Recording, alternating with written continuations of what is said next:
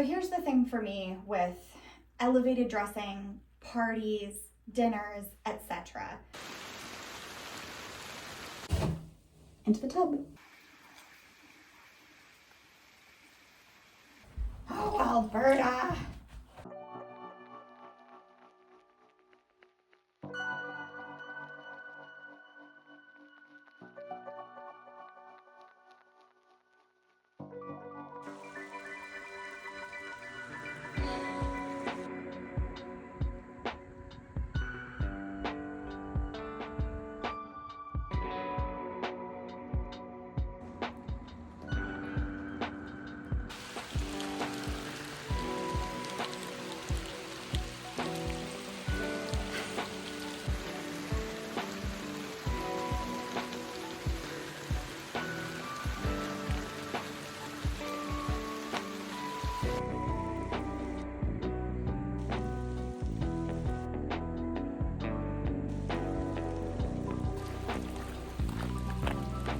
I'm soaked.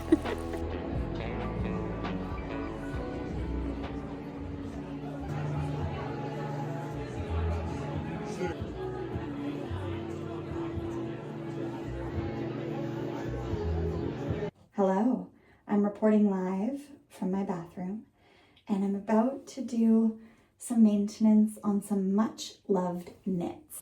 This is typically something that I do in the spring when I put my knits into storage for the warmer months.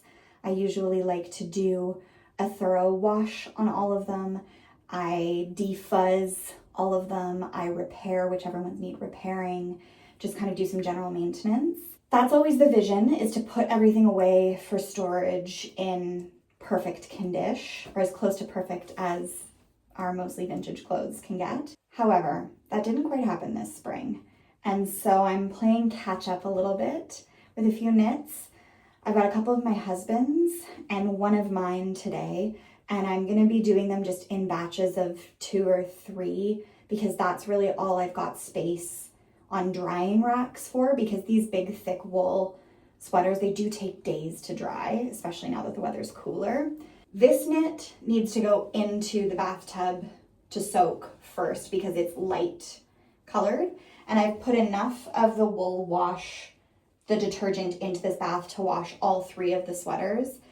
But because the other 2 are darker, I'm going to wait until this one has had a chance to soak and I've removed it, and then I'll put the darker ones in just in case we get any dye bleeding. Because these 2, this chocolate brown and this maroon, if they do bleed dyes, they're not going to hurt each other. You're not even going to notice. Whereas this lighter color could be impacted if those dyes bleed. And I always like to err on the side of caution because I have made so many laundry mistakes in my life. The detergent that I use is called Soak, and I got this at a local knitting store, and it's a really fabulous, gentle detergent. It's unscented, safe for wool, safe for delicates, safe for silks. And what I really love about it is that you don't need to rinse it. It's fabulous. Into the tub. So next I'm gonna go in and just give this a good squeeze, make sure that it's nice and saturated, and then I'm just gonna leave it to soak for probably 20 minutes or so. Okay, I just took the first knit out of the bath. It was in there for 15, 20 minutes. Next up is these 2. This one is another one of my husband's, but we've really noticed with this one that it's lost its shape, kind of sagged out on Ben. It's interesting, this is a recycled wool and synthetic blend. It's, I think, 75 or 80% recycled wool, and then there's a 20% polyamide or nylon or something content. And it really does behave quite differently than 100% wool. And different wools behave differently too, so I'm curious to see what's going to happen with this. These 2 are going into the same water. I used the amount of detergent that would wash all 3. And then this is mine. This is a really beautiful little vintage cardigan that I actually thrifted a few years ago. It's 100% wool. It's true vintage. It's an oldie with this beautiful grosgrain ribbon. And it had original beautiful chocolate brown shell buttons that were unfortunately too damaged to salvage. I just finished replacing them with these little silver shell buttons, which are fine. I would have preferred a tonal chocolate brown, but this is what I had in my stash. We've got kind of a bit of a wave going in the button placket that I'm hoping I'll be able to correct. With a good soak and some strategic blocking, I'm hoping I can kind of bring her back to life. Here she goes. Okay, I don't know how well this is gonna read on camera, but you can already see these are giving off just a little bit of dye, nothing major. And it probably would have been fine to do them all in at the same time, but better safe than sorry. I've got my little, oh, there's our Halloween pumpkins. Cute. I've got my little bundle of joy here, this freshly washed sweater. I've squeezed out as much of the water as I can, never wringing it. You don't ever want to wring your sweaters. But I've gently squeezed out as much of the water as I can, but there's still a ton in there. She's heavy. So I'm gonna give it a nice roll, which I'll film for you, and then get her set up to dry.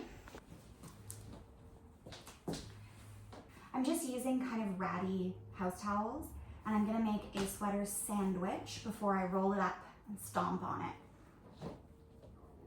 Wool is at its most vulnerable when it's wet, so you wanna be really careful about how you're handling them. For example, I wouldn't just pick this up by the shoulders like this. I'm gonna support the weight of it. Just making sure that I'm not putting too much pressure on any one point in the knit, because that can get them stretched out of shape.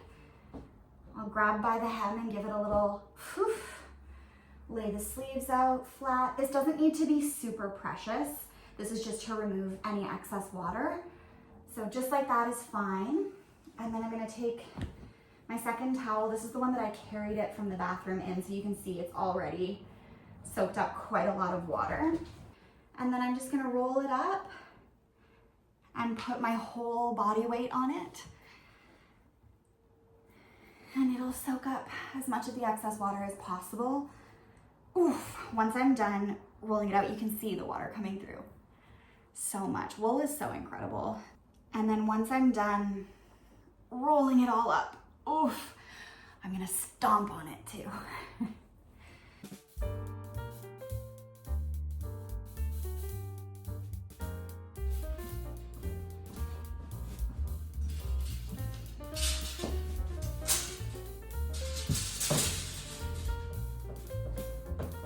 In my future fantasy life, I have a dedicated laundry room with dedicated space for a drying rack like this, or even better, one that comes down from the ceiling. Ooh, that's the vision. But for right now, we just go straight in the middle of the living room, baby. So this is the point in the process where you want to reshape it back to its original dimensions, as close as you can get it or as close as you can estimate. And that's the way that it'll dry.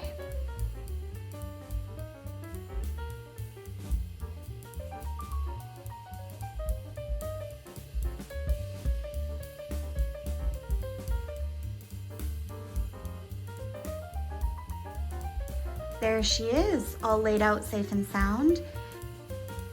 I'm gonna see if I can get away with just using one towel for this lighter weight knit.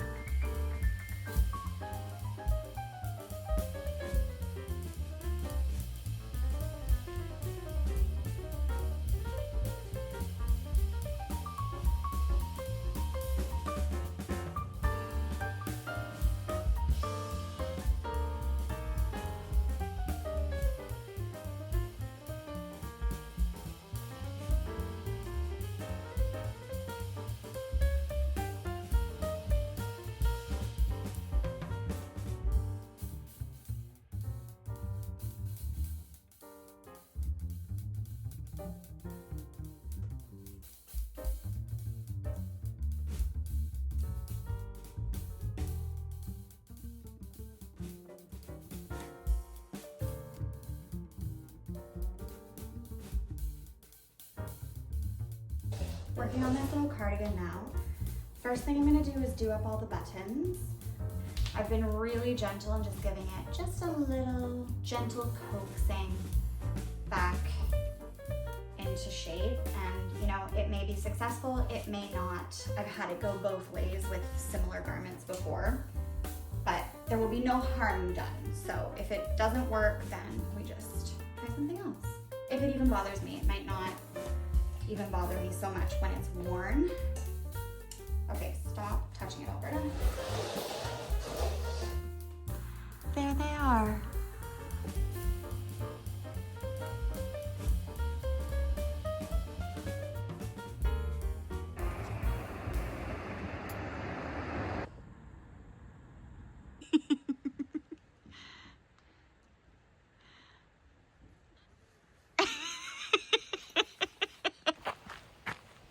Going for a hike.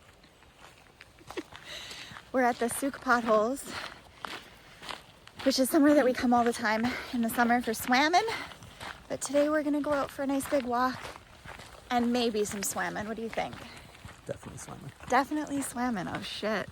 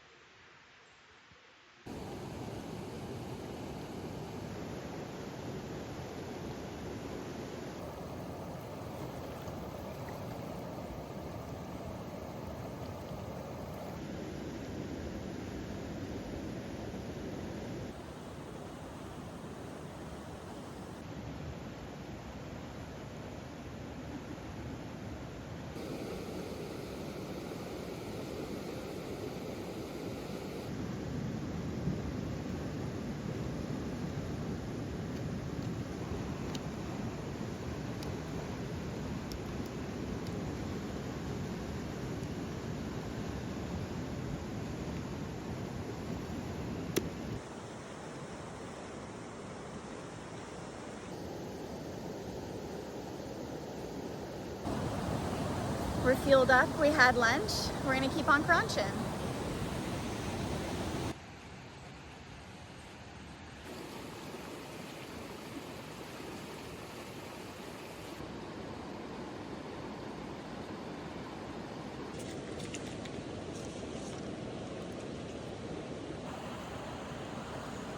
It was cold.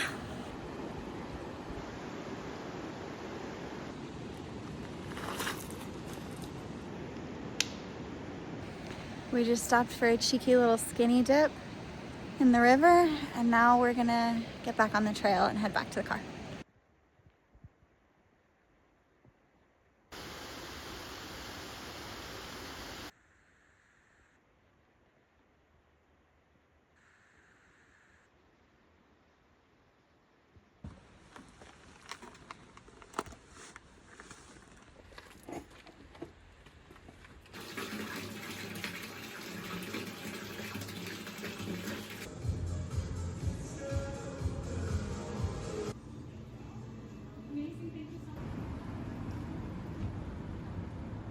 Reasonably quickly.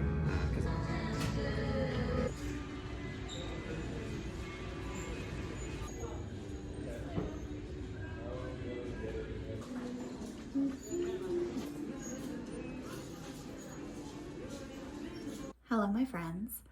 I thought that it would be nice to finish off this vlog with a little hang. And right now, I'm getting ready for my friend's engagement party. And I particularly wanted to film this process because as we head into the holiday season, there's so much content focused on shopping. And I feel like I see a lot of style content geared towards what to wear for holiday dinners or for more elevated events, holiday parties, things like that. And the solution is always to just buy stuff. And if you've been here for any length of time, you know that that's not what we're about here. We are about wearing the clothes that you already have and being really intentional with the pieces that you add to your collection. Shopping is, of course, not the enemy, but shopping is not the solution. And I really want to push back against the idea that shopping should be your first step when you're not sure what to wear for a specific occasion. I think the first step should always be to check in with what you've got, to hang with your own clothes, to see what can be done with what you already have.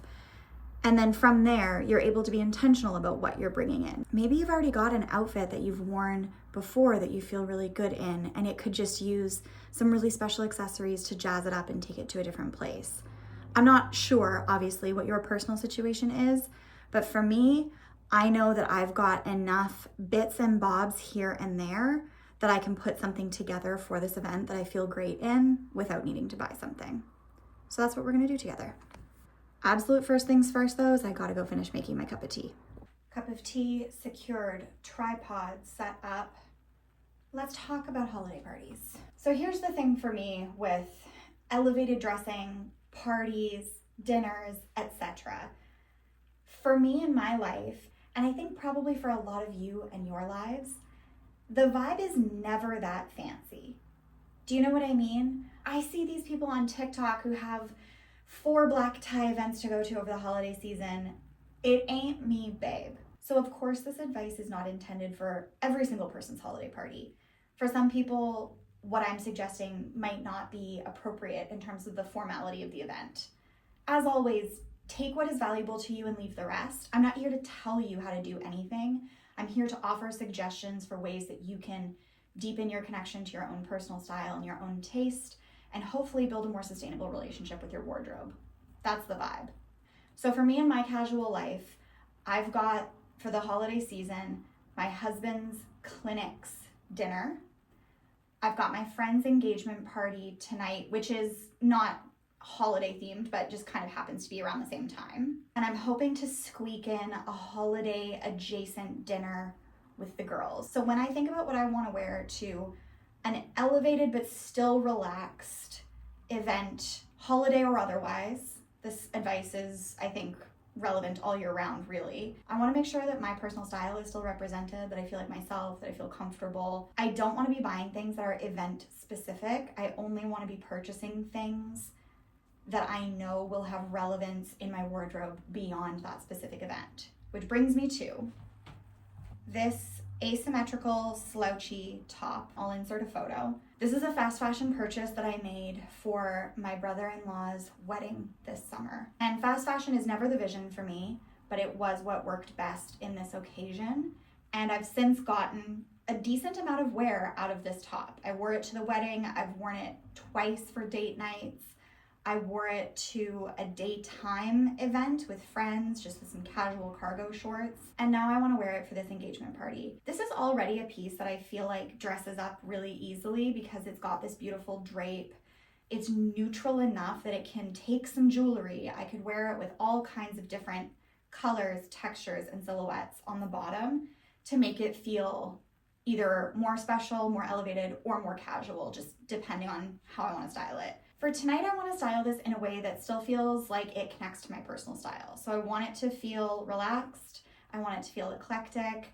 I also want it to feel a little bit more androgynous. I find a shape like this with the draping can lean really feminine, which just doesn't align for me with my style. I wore this with a skirt over the summer for the wedding, and I thought that it looked beautiful and it was appropriate for the event. But for this party tonight, I want to feel, I think, a little bit more androgynous, more relaxed, more like me. So this is our starting point. I put together a couple of ideas in Indyx that I'll put up on the screen, which is kind of my go-to lately when it comes to outfit planning for events. I'm really loving throwing some of my ideas into Indyx to just get the ball rolling. One of my favorite looks, specifically for holiday parties, holiday evening, is a slouchy pair of corduroy trousers elevated with a fancier top or fancy accessories. So I think that's gonna be the jumping off point. So there's our base. These trousers are corduroys from the men's section at my local thrift store, and they're a couple of waist sizes larger than my actual waist measurement. And I added a second button to the waistband here to cinch them in at the waist just a little bit. But they sit really comfortably on my waist. They're not falling down. And I really like the volume that I get through the leg. I'm realizing now that I'm probably gonna have to lower this camera at some point, which is annoying, but we persevere.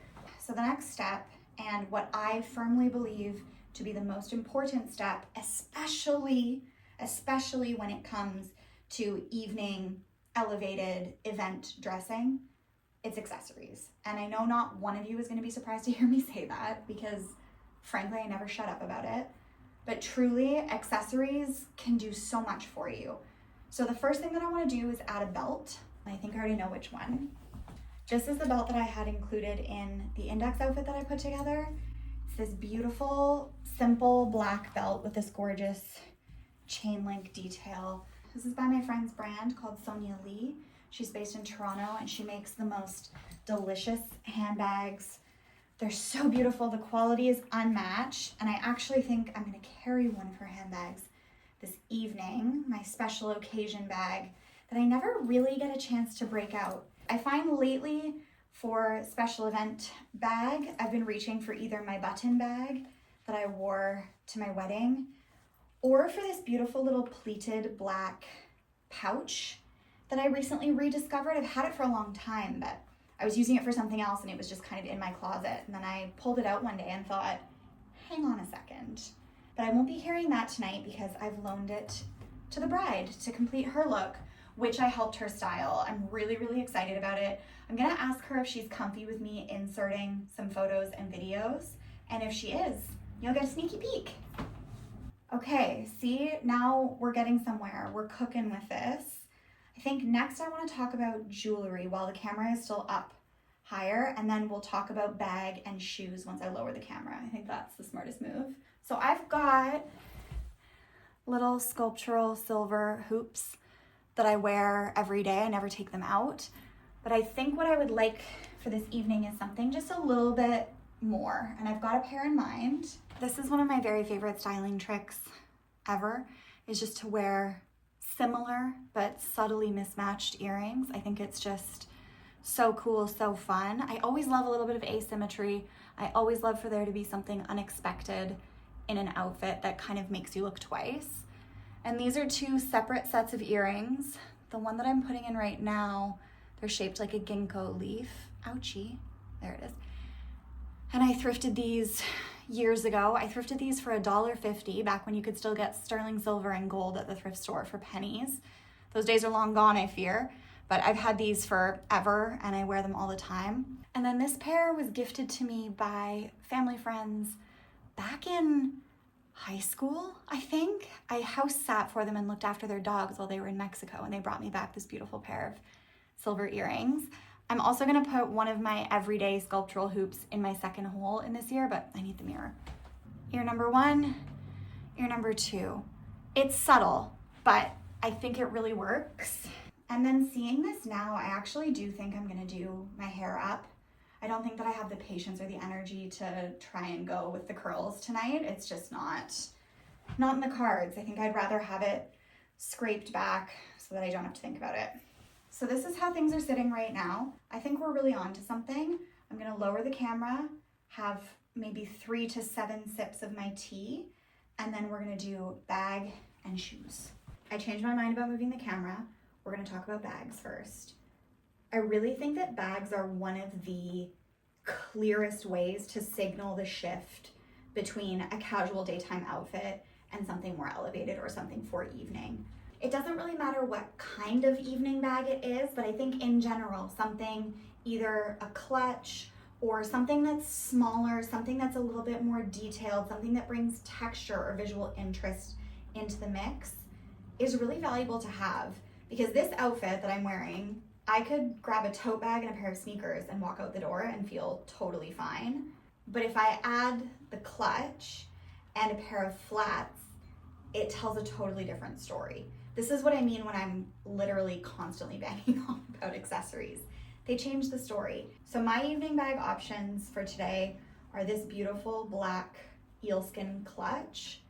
I really love this bag, but I don't feel like I want to have a clutch this evening. They are kind of annoying. I don't think I want to have to be doing this all night. I think I want the option of just hanging something over my arm so that I can really be an expressive hand talker. You know what I mean?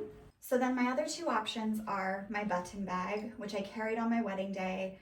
I have worn this so many times. I just think it's the most special and beautiful thing in the world, and I love carrying it. And it really is a conversation starter. What I will say is I don't love it with the belt.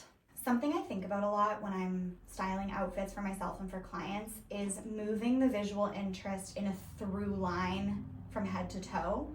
And accessories are a great way to do that. So I've got this mismatched earring moment. I've got the visual interest for the belt. And then I'm gonna do something with the shoe so that I've got that balance. And I feel like adding this bag that kind of feels like a focal moment, I feel like it competes with the belt. So if I do end up carrying this bag, I'm going to swap to a belt that's a little bit more incognito, like a belt without the chain. Do you see what I mean? That makes more sense to me. Let me hide that bag. Or just drop it on the ground, that works too. But without the chain, this makes sense.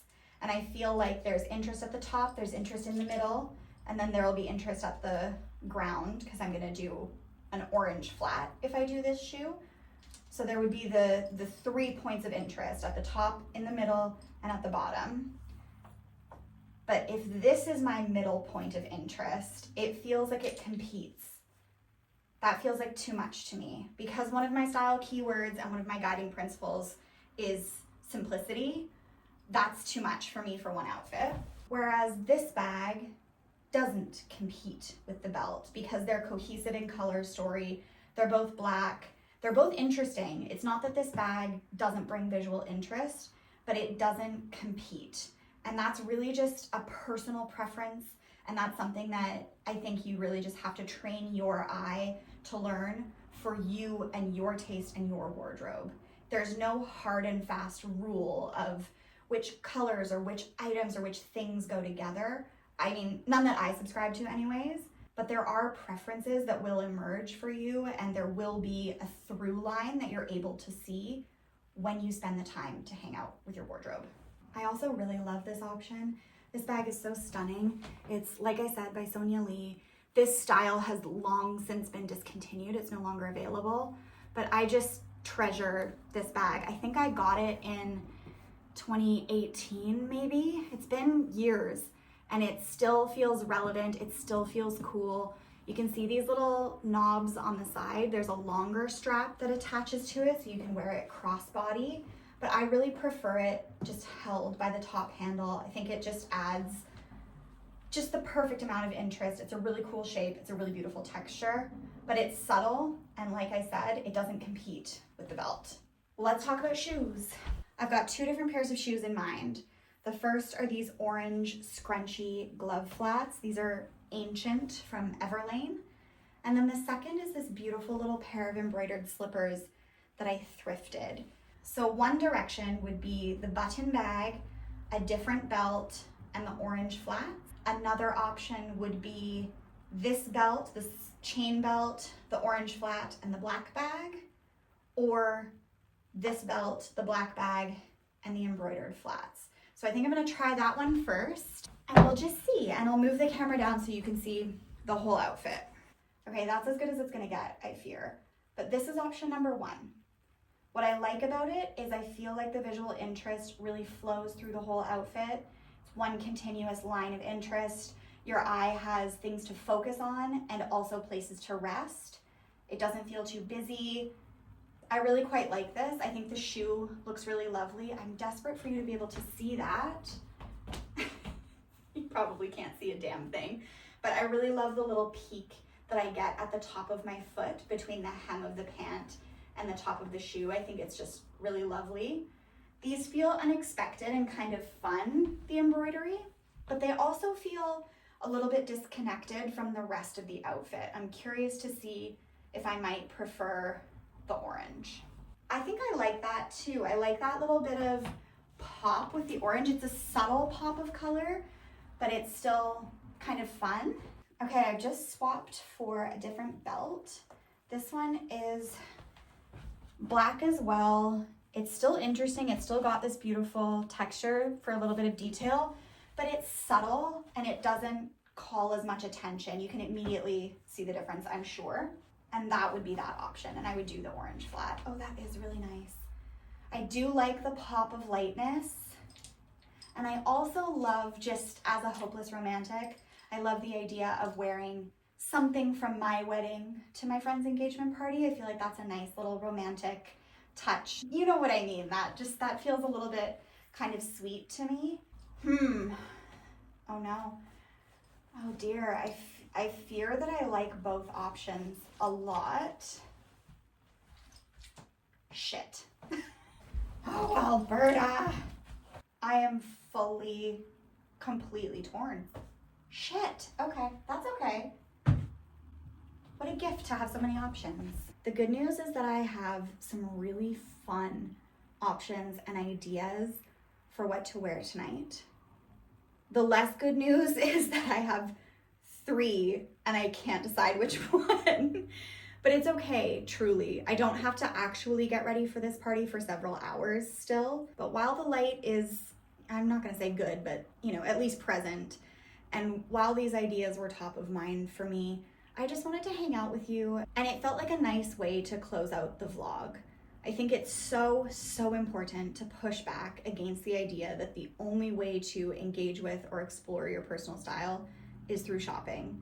I'm so bored with all of the different trending items that you need this holiday season and links to this and links to that. Like, I am bored to tears. I want to see real people wearing their real clothes. I want to see people getting creative with what they have. I want to see people wearing something different. I want to see wacky thrift store finds. I want to see people styling up and elevating their everyday pieces. I just want to see more personal style, emphasis on the personal. And I figured if you're here watching this video, that's probably something that you want to see as well. So I'm glad I did this. I'm glad I set up the camera. I'm glad we had a little bit of time to hang out and try on some clothes and elevate some pieces that I already have in my closet. And I hope it has, at the very least, encouraged you to think about that too for any upcoming events that you might have this holiday season. Maybe you won't need to buy anything because you've already got what you need in your wardrobe. Or maybe this will encourage you to be more mindful about what you are buying so that you're not over consuming, buying a bunch of things that you're never gonna wear again, or contributing to the mountain of glitter tights that's rotting in a landfill somewhere. Next up, you're gonna see some snippets from my friend's engagement party, and I will be back again soon. Thanks for watching.